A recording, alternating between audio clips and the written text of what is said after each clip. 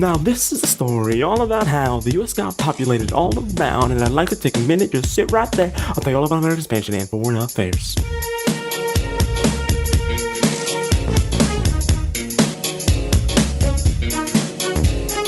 For Northwest America, population raised. In Georgia and Indiana, things changed and changed. America was expanded, relaxing, taxing, all cool. Enjoying the spoils of Britain's Napoleonic feud. And the war ended, and the era was no longer good.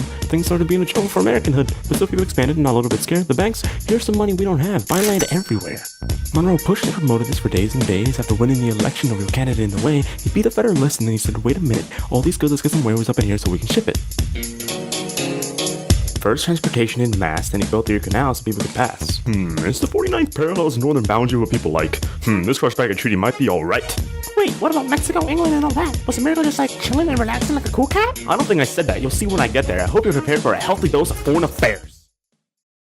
The Monroe Doctrine established the United States as the police officers of the Western Hemisphere.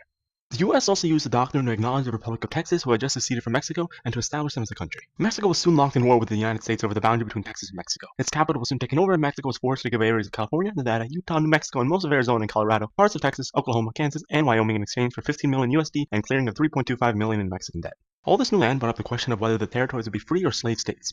Under the Northwest Ordinance of 1787, slavery was banned north of the Appalachian area. The Compromise of 1821 admitted Missouri as a slave state and Maine as a free state, with the following Compromise of 1850 giving Texas the ability to own slaves, forcing California to free status, and banning the slave trade, not the practice, in the nation's capital. It also introduced the Fugitive Slave Act, requiring that all escaped slaves had to be captured and returned. Tensions were high between the North and the South, and the topic of slavery was the heated debate of the time. The Kansas-Nebraska Act of 1854 attempted to use the power of democracy to decide whether Kansas and Nebraska were free or slave states. This led to Bleeding Kansas, a full-on war between slavery supporters and those against it, only Kansas to try to sway this vote.